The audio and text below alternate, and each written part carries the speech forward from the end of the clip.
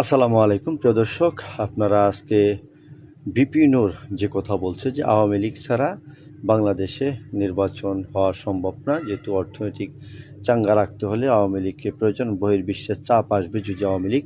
নির্বাচন না করে, তাহলে কি আওয়ামী লীগ এই নির্বাচনে সুবিধা পাচ্ছে কিনা নির্বাচন করার জন্য। এবং তিনি কিন্তু আজকের এই ভিডিওতে খালেদ মহিউদ্দিন ভাই এবং বিপিনুর সাহেব তিনি কিন্তু একেবারে স্পষ্টই বলে দিয়েছেন যে আওয়ামী লীগ দরকার আছে এই দেশে, কারণ হচ্ছে এক শয়তানকে মোকাবেলার জন্য আরেকটা শয়তান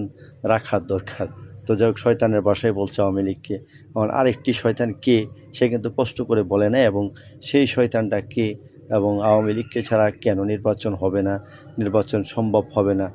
এবং তাদের অপকর্মের জন্যই কিন্তু আওয়ামী লীগ কামব্যাক করেছে। এটা কিন্তু একবার স্পষ্ট এই ভিডিওতে তিনি বলে দিয়েছেন যে আওয়ামী লীগ কামব্যাক করেছে একমাত্র তাদের অপকর্মের জন্য, আজকে আওয়ামী লীগ কামব্যাক করেছে।